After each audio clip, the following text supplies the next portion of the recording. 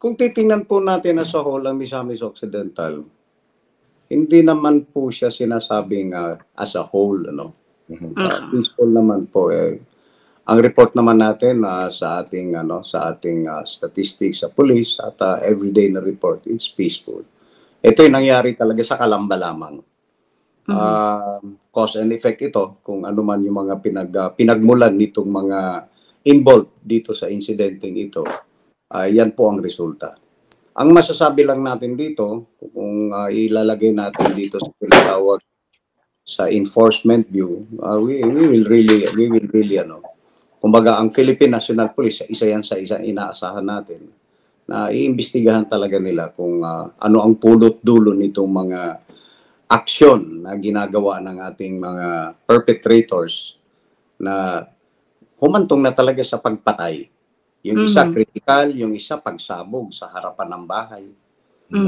And beforehand, meron pang explosion kay governor pa nangyayari. So it is still on process. Yung binabanggit niyo po, General, yung binabanggit po ni Ina, ito po ay separate incidents at maaring iba-iba po ang motibo, no? Kasi ang laki po ng Misamis Occidental.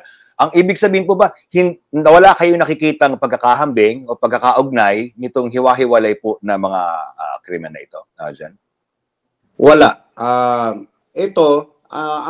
Ang nililink lang natin dahil nga na-involve kasi si Mayor June Villanueva, na-involve yung engineer, na-involve itong biktima ngayon, itong nasawi, na supporter ng ating mahal na gobernador. Yun po, gano'n. Yun lang naman po ang link doon. Pero yun ang link. Ito namang mga ito namang mga involved dito sa tatlong insidente na magkasunod, may mga kanya-kanya din itong mga personal at saka kanya-kanya mga activity sa trabaho nila na meron din silang mga napagdaanan, nakatransaksyon. Siyempre, meron din siguro hindi napagkaintindihan